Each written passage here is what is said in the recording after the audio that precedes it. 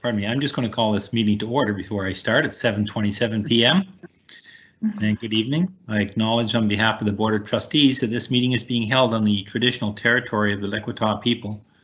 I'm John Kerr, Chairperson of the School District 72 Board of Education. In attendance virtually this evening is Vice Chair Kat Eddy and Trustees Joyce McMahon, Susan Wilson, Daryl Hagan, Shannon Briggs, and Richard Franklin. Also in attendance are Superintendent Jeremy Morrow, Associate Superintendents Morgan Kyle and Phil Sismic, as well as Secretary Treasurer Kevin Patrick. Present also are Lynn Logan, Assistant to the Superintendent, Jennifer Patrick, Manager of Communications, and providing technical support is Barbara Drake, Manager of IT. Please note that there is a 3-minute production delay between the live event that you are viewing and the meeting participants. The question and answer function is open for questions on agenda items for this virtual meeting.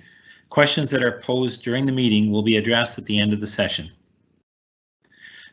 This board continues to meet in a virtual format on the direction of the District Health Officer's office through the Environmental Safety Officer. This step was taken in order to maintain compliance with the Provincial Health Officer, Dr. Bonnie Henry's order, which restricts the board's ability to meet in person. The board will continue to meet virtually until such time as it is given direction that in-person meetings are permitted. Our board continues to take precautions and to make accommodations where possible to protect the health and safety of all members of our learning community. In the 2 weeks since the last board meeting, COVID-19 numbers of infections have decreased significantly, but they remain at a relatively high level. The improving numbers indicate that the province seems to be moving in the right direction.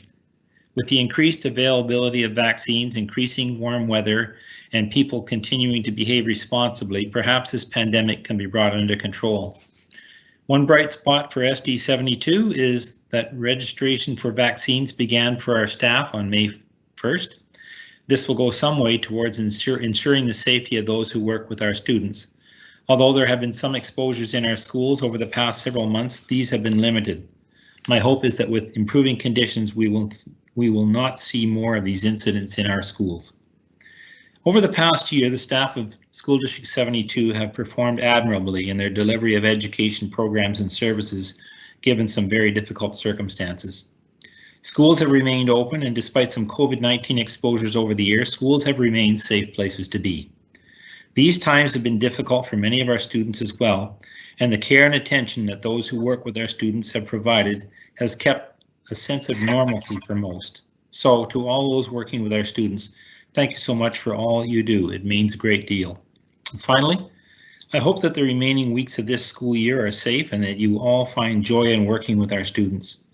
I close with the old expression, people don't care how much you know until they know how much you care. And it's evident from what I have seen and heard that you all care very much. Thank you. We will move on to the superintendent's remarks. Dr. Morrow. Yeah, thank you very much, Chairperson Kerr. Tonight I would like to start my comments by thanking the Board of Education on behalf of all staff in Campbell River District for their advocacy in ensuring that K-12 staff are part of the priority vaccination program. And I am pleased to share that Campbell River District staff started receiving vaccinations at the beginning of last week and will continue to receive them over the next few weeks. Wanted to share as well that as a result of COVID, we are working to transition grade 5s into their middle school. That work has begun and it's been done creatively, often through Teams and virtual meetings. As well, this is the time where we start to welcome our brand new students to the Campbell River School District in kindergarten with their Welcome to Kindergarten programs that are taking place this month and next.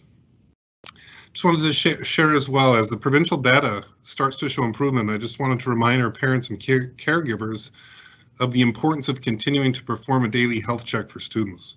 This daily health check needs to continue until the end of this school year, and students need to stay home if they're not feeling well. Wanted to share that summer school will be offering programs beginning on July 5th, that the information around registration and programs will be provided as soon as it becomes available, and to continue to check our website for details. Wanted to share as well that just recently the students at Ecole Willow Point created posters with messages and images of gratitude for each of the hospital departments, and that those messages are going to be delivered this week and hung in each department staff room. Share some exciting news that Cedars had the final installation of some of their outside learning and play spaces.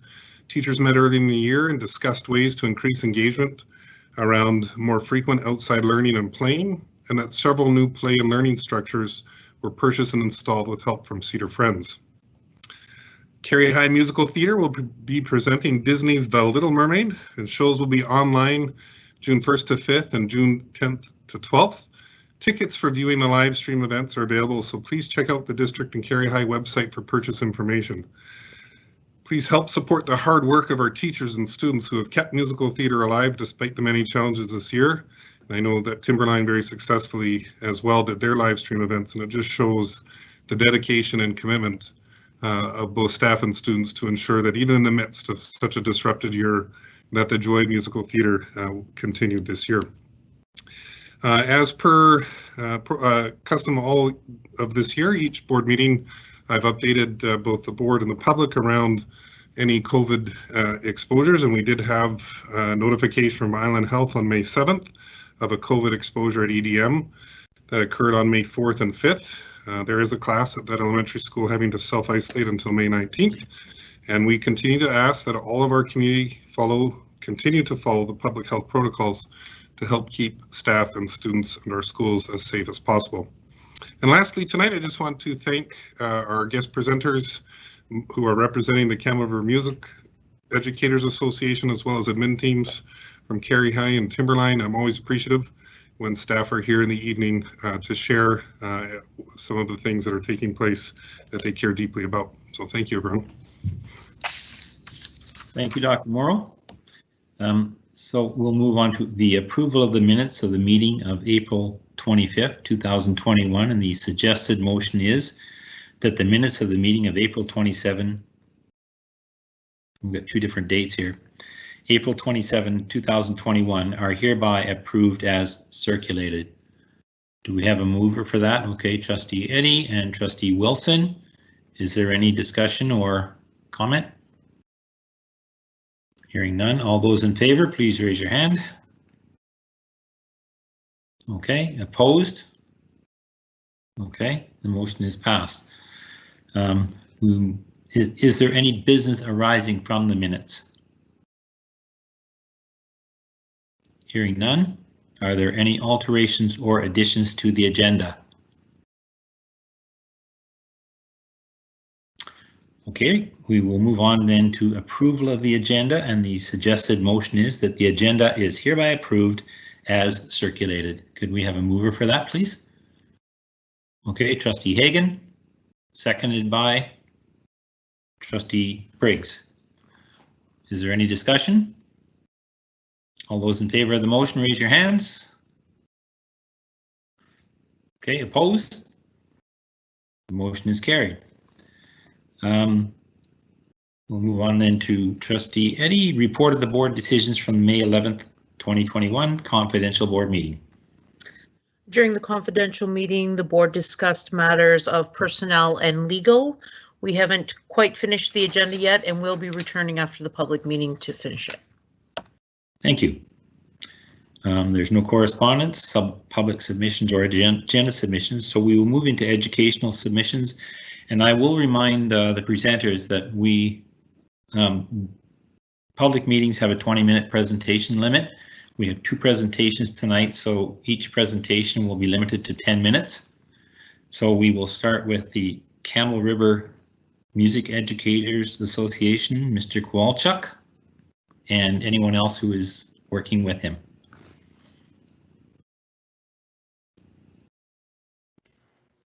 All right. Can you hear me? You're good. Okay, good. Good evening, board members, trustees, special guests, and attendees. Thank you for the opportunity to present tonight. My name is Kolya Kowalchuk, and I teach band at both Carey High Secondary and Ecole Phoenix Middle School. I'm here to present on behalf of the Campbell River Music Educators Association. Today's message from the district music teachers is quite a simple one. Thank you. The constant change, the only constant in life is change, and this year above all has made that very, very clear. The music teachers of School District 72 have done an excellent job adapting their music classrooms to shifting health and safety protocols while still offering quality music education to the students in our district. This would not have been possible without the support and understanding from the school board that music is an integral part of education in School District 72 and our community. My experience has been quite different this year at Phoenix in that there's no band due to maintaining the incredibly important cohort model and the subsequent scheduling adjustments that follow this model. As a result, I needed to create an entirely new music exploration class, which is Drumline, where students learn how to drum in 4-part percussion, much like you'd find in a marching band. I had never taught this expo before, but it has been an incredibly rewarding and new, fun experience for students and myself. At Carey High, where I also teach, bands were able to continue rehearsing, but with change of venue to the multipurpose room to allow for physical distancing. This change, along with some instrument modifications to reduce aerosol projection, enabled us to continue Carey High's band program. It may not be business as usual in terms of performances, but we've been able to record performances and shift our focus more to composition and improvisation. Most importantly, however, students are still able to gather as a community to share their passion for music and continue to build 21st century skills such as creativity and creative thinking. My experience with change this year is not unique. All teachers in the district have made incredible adjustments to their programs and classes in order to continue delivering their quality instruction. These changes would not have been possible without the support of our schools, administration, and school district. To highlight some of these changes other music teachers have made in School District 72, I'd now like to share a short video created by the Campbell River Music Educators Association. I should also note that all the background music for this video was performed and recorded by students in our district.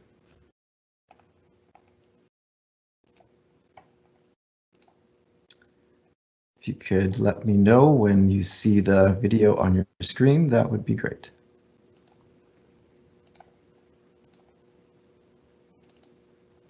Okay, is it there for you?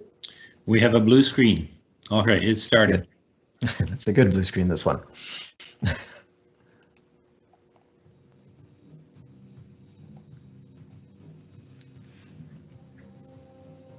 Do you hear sound too?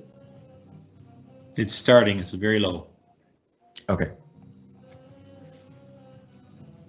Hi, I'm Glennis. Hi, I'm Helen.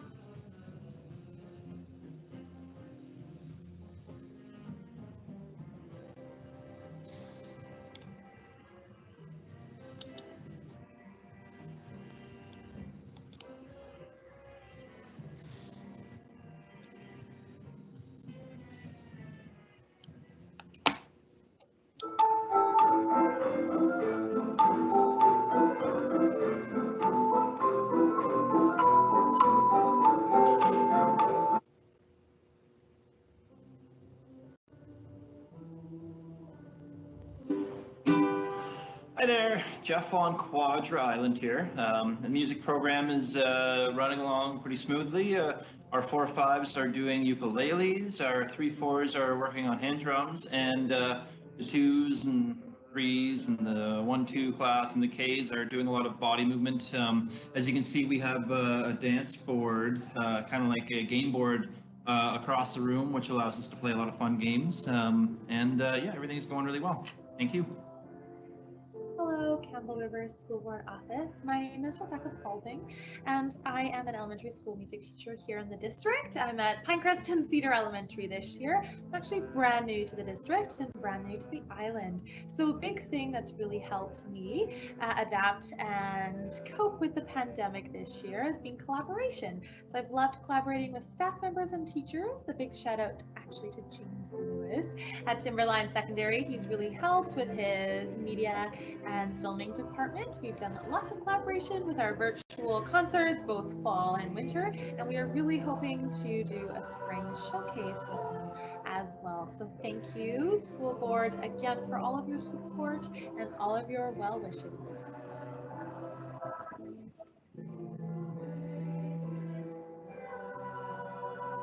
Hello, I'm Jamie Ashers. I teach music at George Park Elementary. A couple things that are different this year: kids sanitize on their way in and out of the classroom. There are sit spots on the floor so they can be spaced out as much as possible. I have a taped off area where I teach in, keep my distance from the students. A lot more literacy, music appreciation, rhythmic activities, no singing. Got a dirty bin, a clean bin, so any shared resources are cleaned in between classes. Each class and each student has their own music kit. So music is still happening at Georgia Park. We're making it work. Thank you.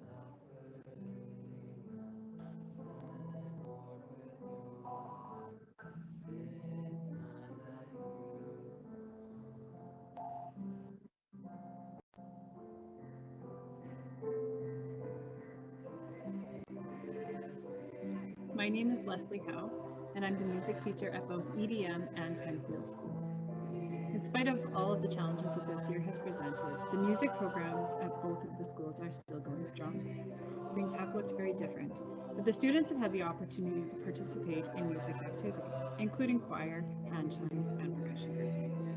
I'm very grateful that the district has purchased the music play program for us again this year, as it made life much easier when it came to planning.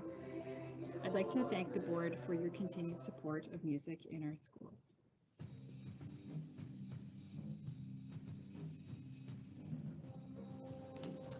Hi there, my name is Kirsten Lanyon and I teach music here at ACO Willow Point. Welcome to my music room. Music is alive and well here at Willow Point.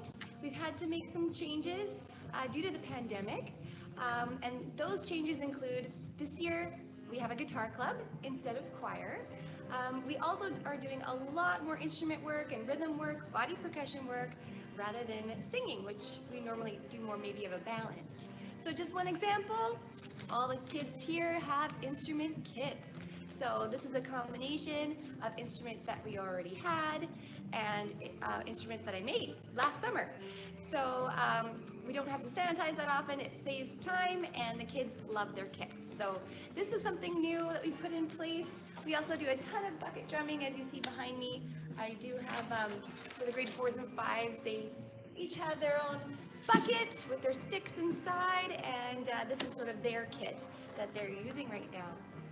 So it's a pleasure to say hello. I hope that you can drop by sometime and see our room and see what we're doing. And I wish you a great day. Take care.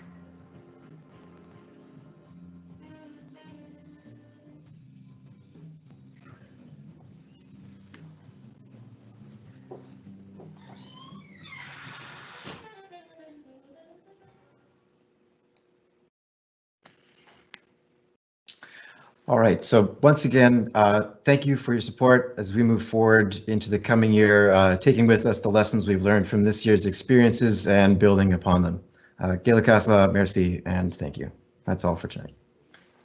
Thank you very much, Kolya. I'm really impressed with the innovation and the dedication of the music teachers in our district, and it's great to see that our kids are still having the opportunity to do music during these times.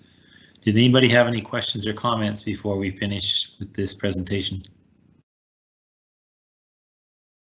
Hearing none? Well, thank you very much. You take care. Thank you. Thank you.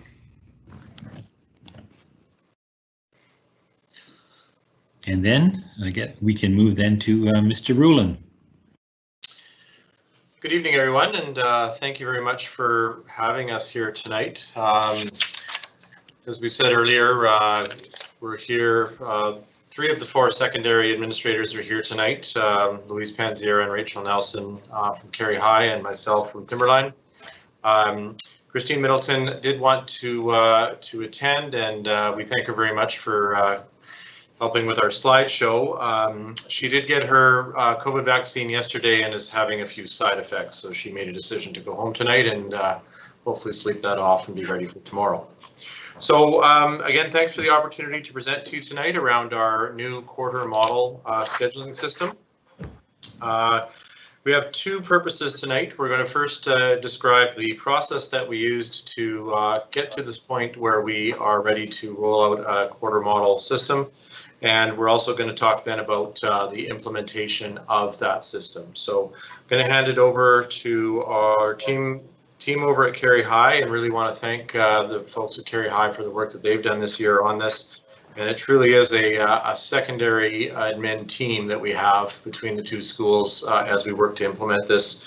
change for the good of our entire secondary system.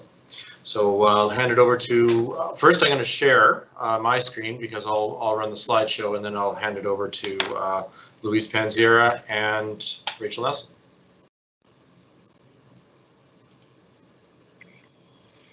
Thank you, Laird. And I think I'm Rachel, and I'll be starting once the presentation shows up. I can share a little bit about some of the things we learned this year in our model. So I think if we can head into the next. Thank you very much, Laird. Yeah, thank you. So I'm just going to share a little bit of reflecting on the process of just a little over a calendar year. And teachers and students have experienced 4 different schedules at a secondary school level. So starting with the 75-minute blocks for blocks, then going to remote learning last spring break, and then moving into a hybrid model in June as we tried to return, and then planning for the 1/8 model that we started in September. And so all of those changes were in response to the global pandemic. And what we found was that our staff and students and families trusted in our educational choices. It took a lot of hard work, a lot of patience, a lot of resilience, and we were able to run an effective 1/8 model this year. And we came away with some unexpected learning. So there's some themes that emerged from the experience this year that I'll work through the first 2 of those themes, and then I'll hand it over to Louise to explain a little bit more about those. So essentially, this sort of framed, some of this learning framed our thinking about how we might organize learning in the coming year. And the first one there is stronger classroom connection. So students experienced fewer classes, one class, one teacher, fewer and deeper connections with both students in their peer group in a class where they spent the majority of the day. They also teacher to student, a deeper connection, and then also the connection between a parent and a teacher with ongoing communication around that student's learning for those 22 to 23 days. So some positives that came out of that. Also the more focused students, fewer transitions, a calmer environment. We found for some of our students who struggled with executive functioning, so things around time management, organization, planning, and adaptable thinking, that those students thrived in an environment that was more structured, that had a singular focus of learning, and where support could be proactive and responsive to the needs of learning right away rather than reactive. So it was easier to access those students to support their learning. So at this point, I think, Louise, if you're ready, I think I'll hand over the following 2 sort of themes that emerged to you. The next theme that was a positive impact was improved attendance with our students. Previous with a 4-block model, there were a variety of transitions that had to happen throughout the day. Of course, the morning and the lunch hour and the end of the day, but also the transitions to classes, the start of break, the end of breaks. And what we found when there were fewer courses, and specifically in this case, 1 to go to, frankly, there were fewer opportunities for kids to slide into something else, into that transition. And we would historically lose some kids between those transitions. But they were committed in this model to 1 space, to 1 or 2 adults in the room, which led to more accountability on both parts, actually, with attendance. You knew really quickly when someone wasn't there, and you could follow up in real time when someone wasn't there as well. Also, the approved attendance with this model, we were able to also enlist the help of our youth care workers in terms of going out and seeking out perhaps students who weren't making it to class on time or who were struggling with getting to class. Definitely improved attendance results.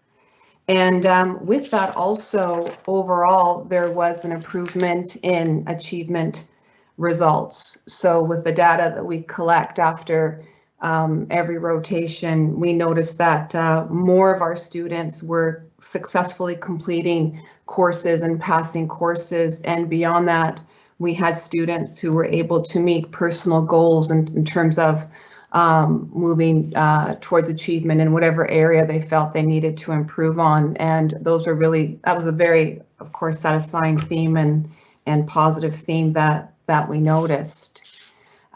These were the four that stood out, and it's, you can probably look at those four and recognize for yourselves how they are interconnected, and they all played on one another, especially starting with the stronger classroom connections. So with those themes, we went into a process where there were discussions at staff meetings and many organic discussions that happened along the way. And each school had a timetable review committee, and it was set up specifically to discuss and explore new possibilities for scheduling courses, taking into account different feedback from students and staff. And that included not only the positive themes, but also the struggles and the challenges that came with that as well. And the committee just allowed us to have an ongoing opportunity to collect the feedback and review any feedback that surfaced between rotations or as the year went on. And we collected it in a variety of ways. And with that feedback, it led us to this implementation that Laird will share some details with you about. Great, thanks. As always with Teams, we've got a few glitches happening, I guess, in the background. Hopefully you're able to still see our slideshow as we work through this. So here's the kind of the guts of the what we put together. The quarter system has a feature of 2 courses. Students will take 2 courses at a time, and the amount of time that it will take to complete the 120-hour courses each is approximately 10 weeks of school. So if you divide the 40-week school year into those 10-week chunks, see where that goes.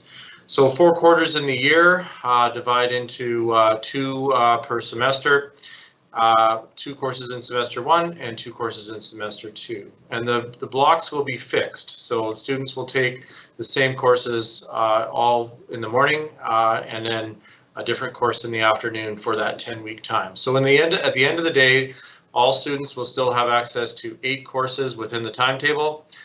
They will simply be taking 2 at a time, as opposed to in the semester model where they're taking 4 at a time, or the octet model right now, which is just 1 course at a time for the 5 weeks. And then continuing with our implementation plan, we're proposing that we would like to continue with the successful assessment focus days, which have happened at the end of each quarter. At this time, what we're doing is at the end of each 5-week session, or at the end of every 22nd day, we have an assessment focus day where those students that are finishing off courses can be in the building. Those students that may want to extend a little bit with their courses are in the building, but we're not actually formally taking attendance that day, and it's a day where staff are finishing off work with that one course before they're starting the next course. And so for between term 7 and 8, that will happen on a Thursday, and then Friday we start up the new course. So it's been quite successful for us to be able to have those successful focus days, and that's what we're hoping to be able to do, continue to do next year. Another feature of the quarter system is that the timeline fits perfectly with the provincial literacy and numeracy assessments. Those occur in November, January, April, and June, and those coincide with the end of every 10 weeks. So at the end of quarter 1, there will be a November provincial assessment time, the end of quarter 2, the same in January, April for quarter 3, and obviously then June for quarter 4. The other thing that we're very much anticipating and already seeing benefits of with our timetabling for next year is that there will be an increased opportunity for students to take courses and programs at the other school, where instead of students having to go a 75-minute block at one school and then move to the other school, a full half day of time will allow for a less strenuous transition for those students that may want to take a specialty program and or a course that might be full at one school that has an opening at the other.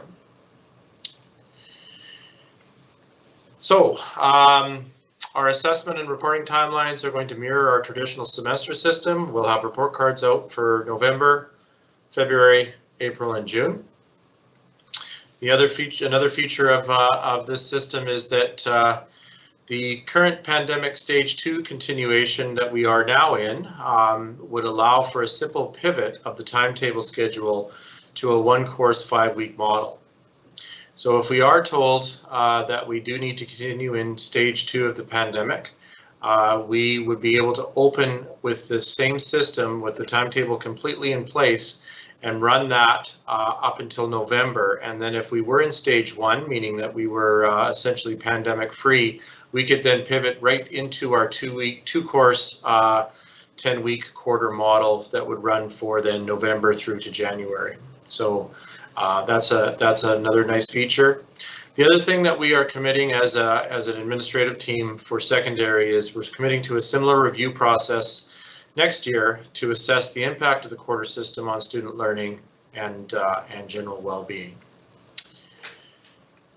So that's a brief sort of overview of our process for the change to our quarter system, as well as some implementation plans, and we can certainly field any questions or thoughts you might have at this time. Does anyone have any questions or comments? Okay, well, thank you very much. I do. Can't sorry to see your. Okay, go ahead. Well, I guess it's sort of the silver lining to the dark cloud. There's that by going to the 5-week system, you found the advantages of reducing the number of courses, but that person takes at a time. But I think the compromise that you're proposing really makes sense, and I wish you luck and best wishes as you go forward next year with this plan. I think it really is well thought up, and I support it wholeheartedly. John, may I as well? Yeah, go ahead. As the parent of a child in secondary school who's gone through the 5-week program and is looking forward to the quarter system next year, a couple of comments. One, I appreciate the fact that the educators that have put the work into condensing and drawing out the most important pieces of the curriculum in order to deliver it in a 5-week format will have an opportunity to take that work and just spread it out a bit further moving forward. And secondly, the deeper connections between the students and the teachers has made a huge difference in my son's learning this year. And I greatly appreciate the thoughtfulness of both the administrators and the teachers during these troubling times. Thank you. Thank you.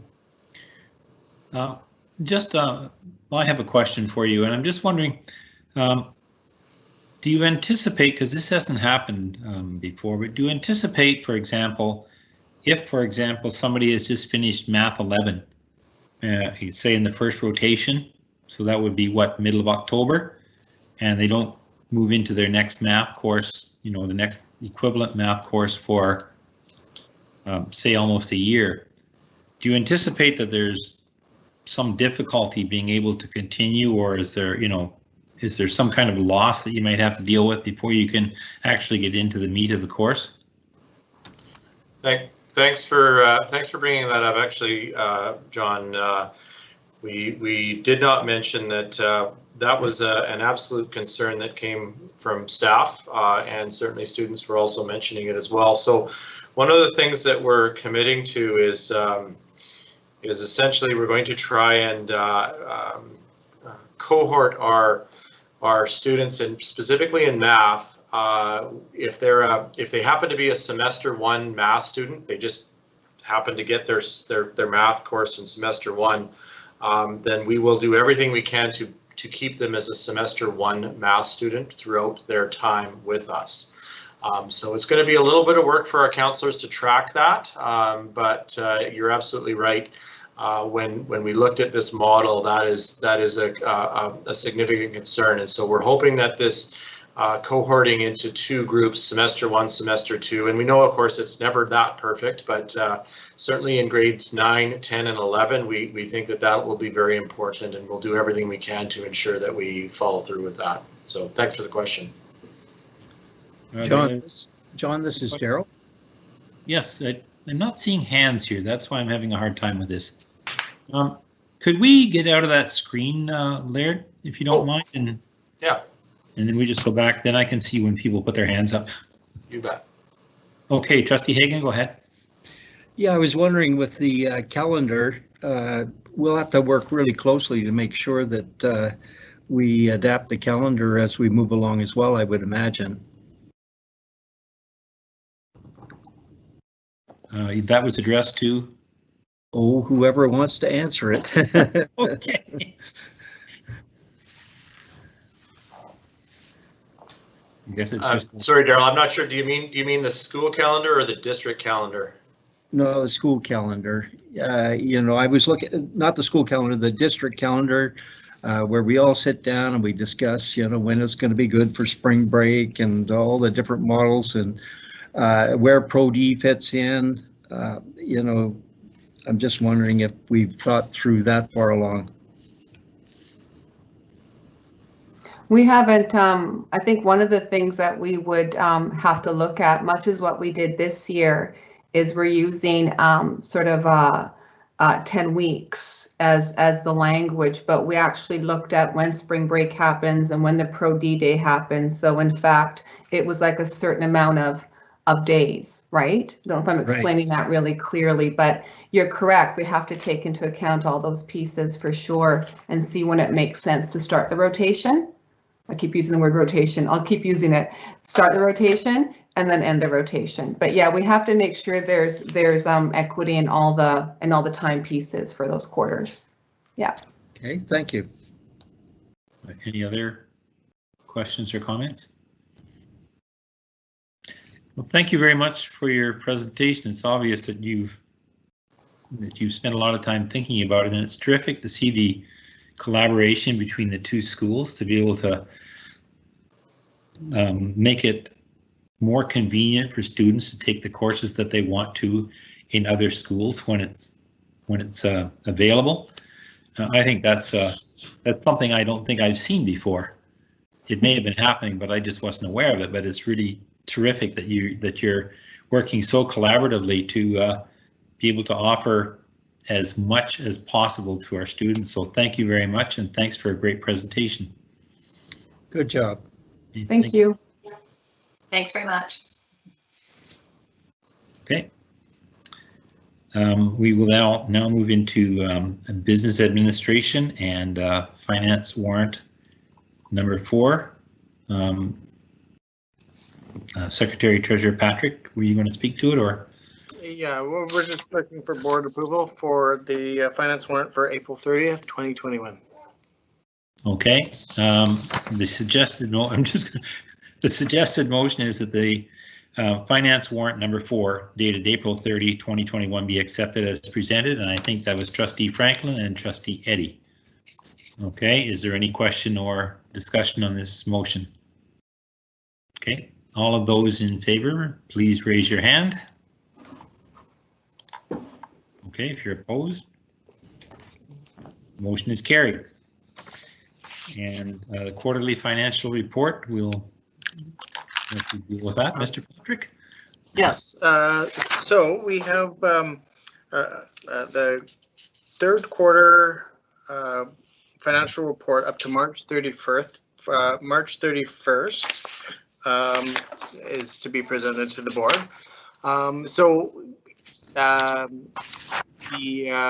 The report is included in your agenda for a very detailed and thorough review, but I'll just again touch on some highlights of the report.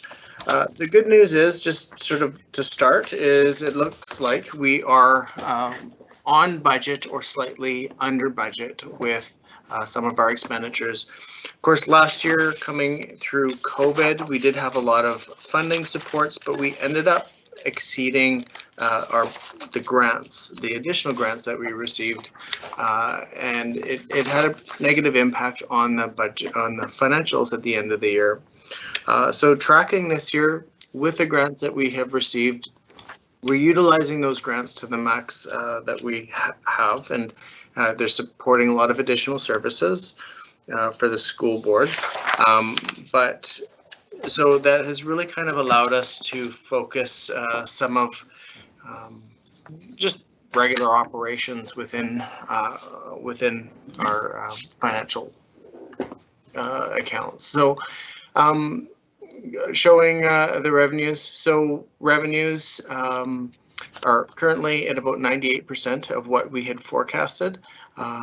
We do expect to get those up very close to 100% because the Ministry of Education kind of phases their operating grants to us, and they give us less money during summer and then they catch it up towards the end of the year.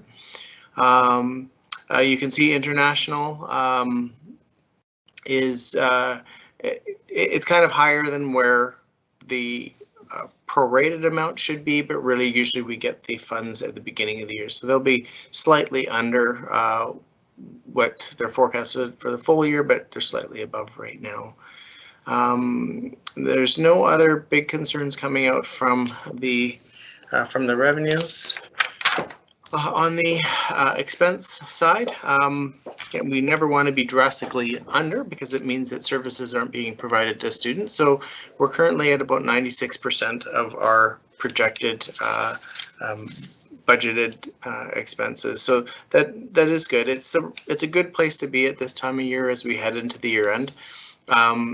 We don't usually get the big rush of year end purchasing. We've got about another month or so where schools will be purchasing before we shut it down and try to receive everything for the end of the year. So this is positive. When we go to the next page, so this kind of gets into a little bit more details, and there was a couple things that I'm going to show. So some of the things that kind of stick out for me, obviously professional staff is under the actual spending compared to the budget, but that's just a reclassification thing, and it's a relatively small amount. But when we look at TTOC at this time, we are a little bit less than what the budget is, but we are utilizing the federal grants for some sick coverage costs. So fortunately, we're starting to get the vaccines, but we still may have some absences between now, when this report was done, towards the end of the year. We had a couple exposures, which also have led to staff being off. So, so this may go up a little bit. And then the supplies as well is under budget by about 36% year to date. And it's a large amount, but we typically have planned reserve spending out of this account. And in most years, we generally don't spend it, and it impacts this this account. We put it in the budget just in case we need it, but we don't always need it. One that kind of sticks out right now, this QP is significantly over the projected budget. Again, this is a reclassification thing. When we get to our year end, we will find that some of these costs will move into other accounts. Again, potentially they'll move up. They'll move up here to instruction, but it's not a concern of mine at this time. In the operation, so here's some place where we can show some impact. So within operations and maintenance, with a lot of the construction, again, we have allocated as much as we can over to the grants that we've received, but the federal grant is going to instruction with teachers. The $470,000 grant from the provincial government really is utilized, but you can see that we are slightly over budget, and that is related to some of the COVID impacts. But we're seeing savings in some other places. And then the last one that I want to point out to you, this one right down here, supplies and transportation. $365,000 compared to where we think we should be at 286, and this really has to do with higher than expected bus repairs. The buses kind of go through a cycle. When they're brand new, they don't require a lot of repairs, but as they start to get older, they do require more repairs. We have applied for buses, we regularly do, and we are hoping to get 3 new buses coming up that will help reduce some of these increased costs here. So that's what I'll touch on today. There's a lot more to the report. If you do have questions on the other parts of the report, you can ask tonight, or you can ask me at some point in the future for more information. But are there any more questions right now?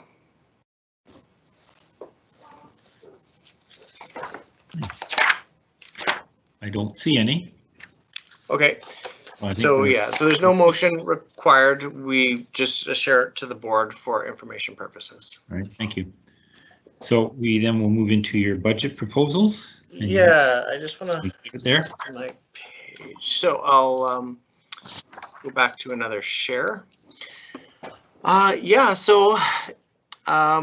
We tonight I'm presenting the result of a lot of work through our staff, organization, and stakeholders to present a final budget, a preliminary budget proposal for the board. So tonight I'm just going to present.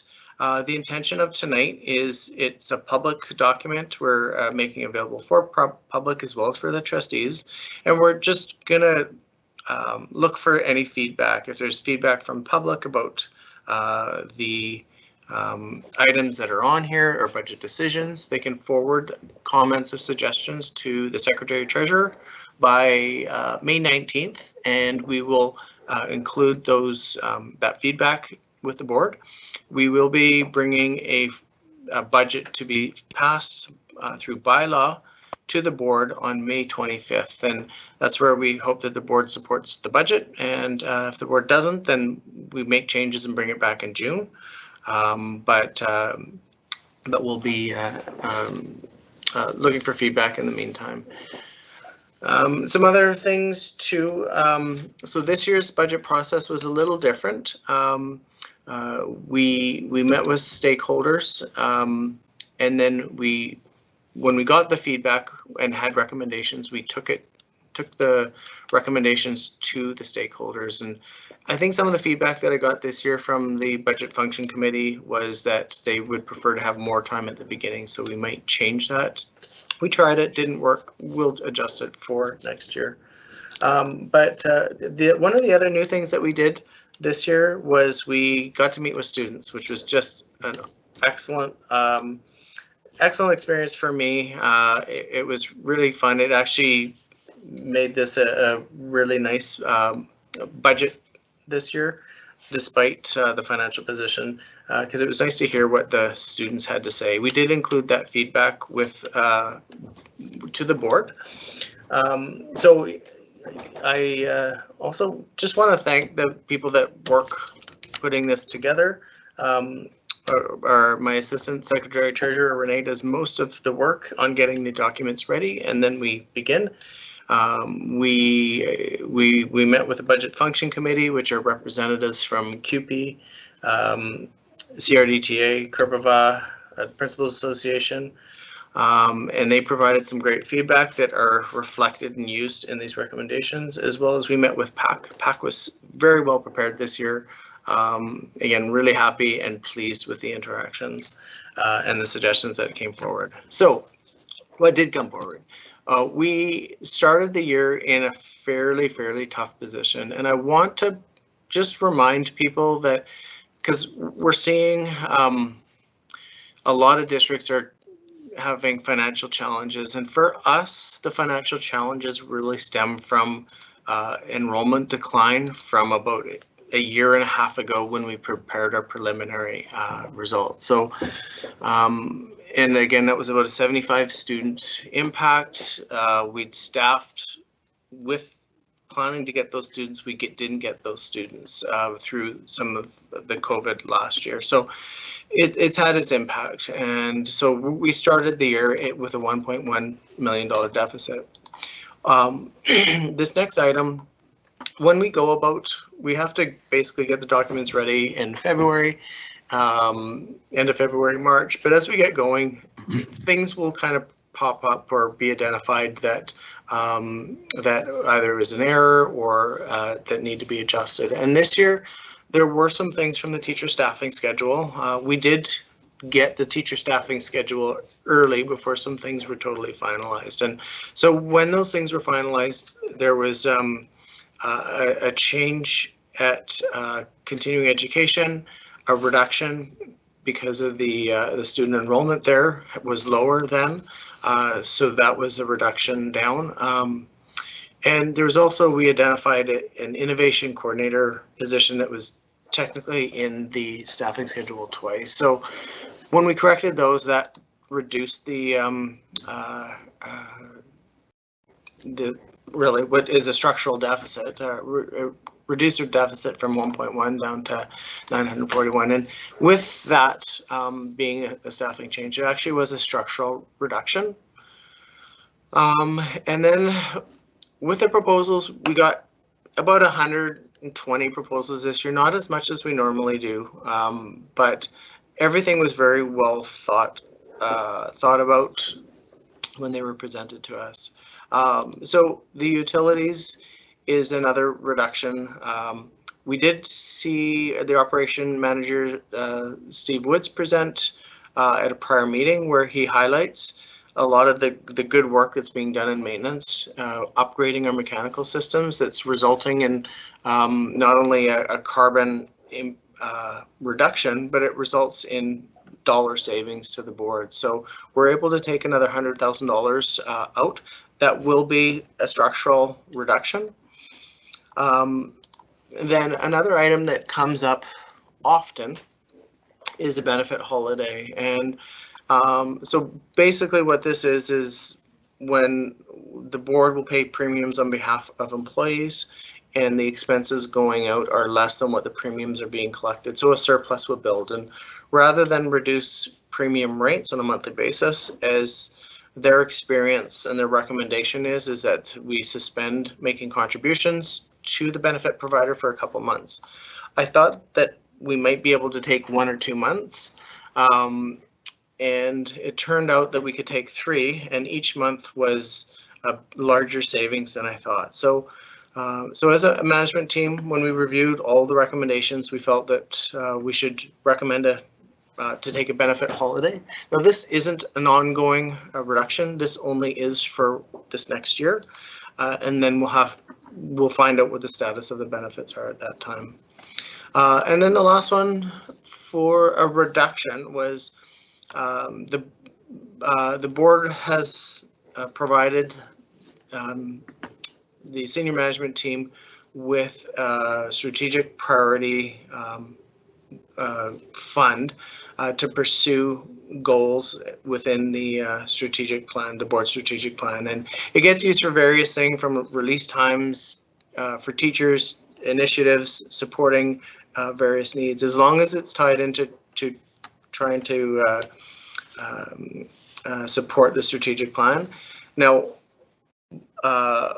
when looking at some of the options, it was felt to put a reduction here forward because it doesn't impact a position and it tries to keep some of the reductions away from the classroom.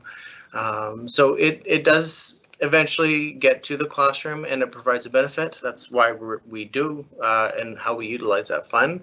But we made the recommendation to reduce it at this point. We have more flexibility with that. The other thing is at the year end, when we put forward reserve recommendation, restricted reserve recommendations, if there is the opportunity, we may put forward a reserve recommendation to replace this, but we can wait until that time to see that. So we do get some reduction recommendations from stakeholders, but I know it's really, really challenging for them. They don't want to put a recommendation that's going to harm a colleague or, and so, but we did get a lot of suggestions, and of course the suggestions, and we try to make it, make everybody aware that when you're in a deficit, you need to do reductions to actually reduce that deficit, but then you also, if you're going to add, you need to do further reductions to be able to add. And some of the items that came through, we weren't able to do very many of them, but one that we felt was really important was to address middle school counseling. The formula is quite low, and especially with some of the challenges that we've experienced this year at the middle schools, we've had to put additional counseling in place. If we went back to the formula, it was going to be a really significant reduction. So we're making the recommendation to permanently, on an ongoing basis, add 1.4, which will give 0.7 to each school, and then there'll be less of a difference to support with emergent needs with this next school year. And so we try to tie these recommendations in with strategic priorities. So building a culture of learning wellness is what we identified for that one. And again, just not being able to do a lot. One of the items that we felt isn't significant in its amount, but hopefully will have a tremendous impact, is an EA peer mentorship pilot. So our educational assistant pool is grown a ton. We have 165 EAs. We've got some great experience. We've got some really talented individuals, but we also have a lot of new educational assistants, and we have some challenging situations that they're going to encounter. So the suggestion put forward was to create a peer mentorship to help some of the experience get transferred to some of the newer EAs, or even if there's educational assistants that maybe haven't experienced something. And so what this is we're going to utilize an existing EA position that's in the budget. I should point out that our EA staffing from this year to next year is projected to go up by 7, but we're going to try to grab one of those, and we're going to provide an extra wage to the mentor EA that will really allow them and support them to provide their expertise and support to others. So we're still working out the final details, but that is one that we expect to benefit multiple educational assistants and definitely many students. And so we identified that as improved student achievement. So the board had approved a targeted reserve spend of $680,000, and with these two items and the other reductions that we'll make will come in at about $673,000 targeted deficit spend. So there still is a structural deficit there, and in the future it will need to be addressed. And this 673 is using about 1/3 of the board's savings, which does provide a transition, a softer transition between year to year when looking at cuts. So I will end my sharing there, and we're again at this point, questions from trustees, or we can look at if there's anybody watching publicly that has questions or suggestions or feedback. I will look to receive that over the next week as well. Trustee Franklin. Well, considering the kind of cuts that other school districts are having to make, and the millions and millions of dollars in the hole they are, you know, I think I just have to commend Kevin and the team for the very light cuts, really, that we've had to make this year. We're very fortunate that we've got such good managers of our finances, and I will, just say that it would be nice if the provincial budget for education was increased a little bit more than it was, and trustees should continue to advocate for improved funding for public schools. But on the whole here, we've got a situation where we are getting off easy compared to a lot of school districts in British Columbia. Trustee Hagan? Yes, the $100,000 to the strategic planning, was that, I don't have the screen in front of me, is that a structural deficit reduction? The hope is that it isn't. We do have it penciled in as a 1-year reduction, but we'll review that. And of course, if there's an opportunity through the reserves to replace it, then it won't be an ongoing thing. That 75 student impact, I am hoping that we see a return of many of those students. And hopefully that we see a return to the slow growth that we had before. If we were to see that return, then really that $1 million structural deficit gets reduced. And so it provides the board with more options. So there definitely were some temporary reductions here.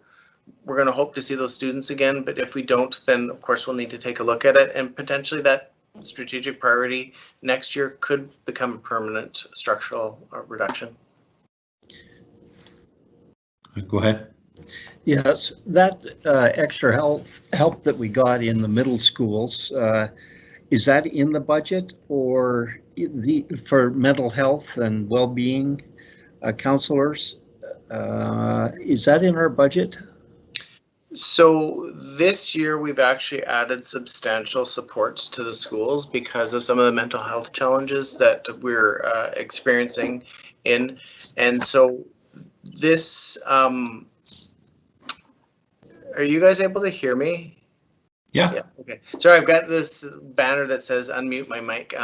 So what this does, this recommendation will make up about half of the difference of where we currently are this year. And, hopefully post-COVID with the supports in place at the school, we won't be required to continue to provide this year's level of supports. But on an ongoing basis and with our past experience and with all the recommendations that came from multiple stakeholders, mental health for students and staff, but for students is a significant concern. So we will increase overall those counseling supports at middle school on an ongoing permanent basis. And again, I'm sure next year we'll see elementary counseling supports or secondary counseling supports being a recommendation as well. So, so this is a permanent, but it's only partially addresses what we need this year. But again, the hope is at the end of next year, we'll assess it to see whether that level is sufficient for the supports or whether it needs to increase again next year. Just one more question.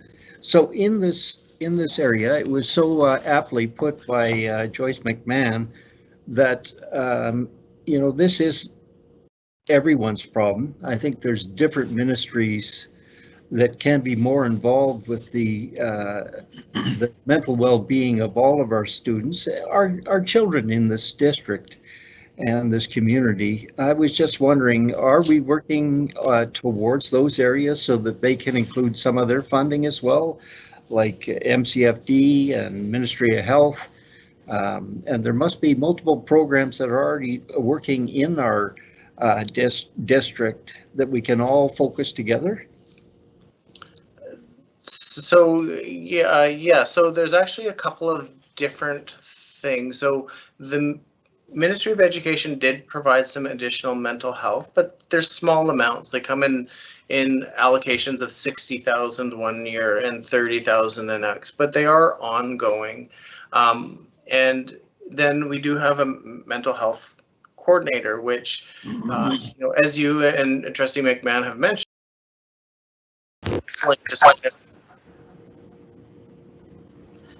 counseling just kind of addresses the need, like current need. It's almost like a Band-Aid, whereas overall organizational mental health has to include everybody. Everybody has to be looking out for and trying to take care of the mental health needs of everybody in our organization. So there are things that we're going to be working towards with that going forward. But this year, MCFD has been more involved with us. It required a lot of requests, but they have been more involved, and we will, when they need to come into schools, we will try to get them. But we do try to take care of every opportunity that we become aware of when it comes to mental health as those things roll out. Now, I'm not aware of all the best practices out there, but it seems to be very well supported, and the board has supported counseling and mental health asks and requests in the past, so that helps as well. It lets everybody know that it is important, and in a year like this year where we had requests for fencing and custodial, there's choices that need to be made and priorities that need to be decided on, but this consistently comes up as one of the top priorities. So thanks, Kevin. And was that me, John? yes, it was. Okay, well, maybe this is a time, Chairman Kerr, where we could report briefly on the meeting that we did have with our MLA around mental health concerns for our community and the role of the school district in that. Take it away. Oh, okay, well, we were able to have a rather rambling and very lively discussion with MLA Babchuk last week, I think it was. And initially our concern was around the lack of cohesion, I think, in the services and collaboration between all the agencies, including MCFD, in the community that are necessary to move the initiatives of the school district forward in a more positive way. We acknowledged, and I think it was acknowledged by MLA Babchuk, that the school districts cannot take on the entire responsibility for this, and that the Foundry has been very helpful, has been a really positive force in our community in terms of addressing mental health issues, but it is restricted to 12-year-olds and up, and we have a pretty serious concern that many mental health issues begin far before children turn 12. And so we really are seeing children at a time where they've reached a crisis level, and we are trying to do our best to support them back to a level of health. But we really need to have more resources in place that we can avoid, and we can take more of a preventative approach. It's the old business of going up the river to see why kids are jumping in rather than waiting until we see them come down the river in distress. And I would further say that MLA Babchuk said that she would do what she could to look toward creating greater collaboration between Island Health, the ministry, other agencies in town that do their best to try and support mental health issues for families as well as children. But she did implore us not to drop our counseling dollars in the coming year. She said, please keep your investment in counseling strong. So I think we've done that. To follow up with that, Tracy Kennedy gave a really good breakdown on the issues that the district is facing in terms of mental health, so that MLA Babchuk, I think, has a pretty good understanding of where we are and the issues that that we're dealing with as a district in terms of mental health. So you know, it was certainly a very productive meeting, and she was very receptive and very positive. So, you know, perhaps some good will come out of this. Anything else? Okay, well, we will go to then if there are questions from anyone present. Ms. Patrick, do we have any questions? We do not have any questions as of yet. All right, we'll give 2 or 3 minutes. Okay, we'll see what happens.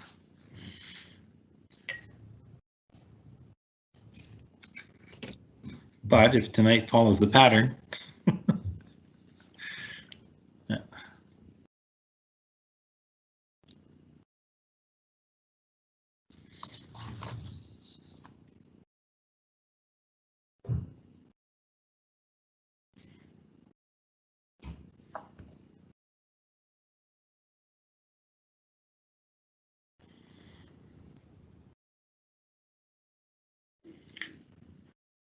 I don't see the little guy tonight, Shannon.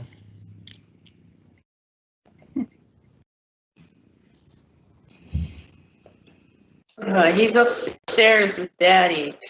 Oh, that's nice. I managed to get him to take an extra week off work, so I finally have a child-free meeting. It's lovely.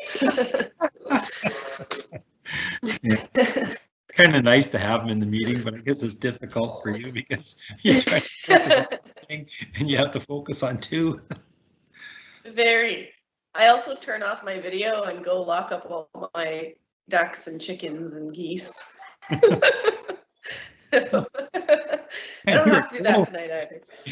You're into total motherhood.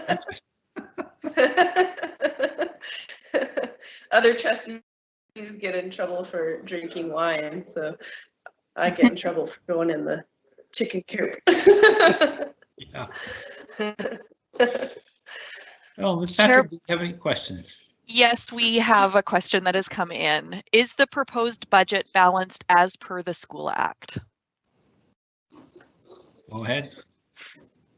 Yes, so the way the balanced budget works is the board will be planning a spending deficit of $673,000. But the $673,000 will come from a savings account, or what we call an unrestricted reserve, and that allows the board to balance the budget for submission and for compliance with the School Act.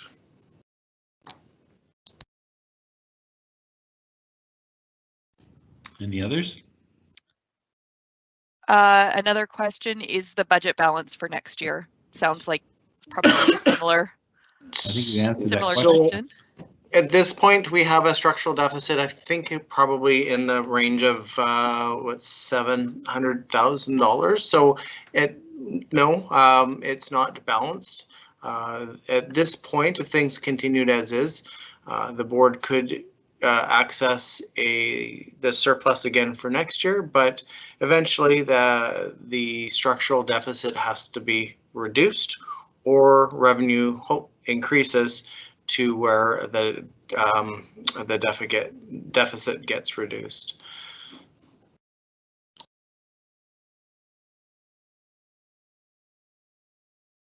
And there are no other questions.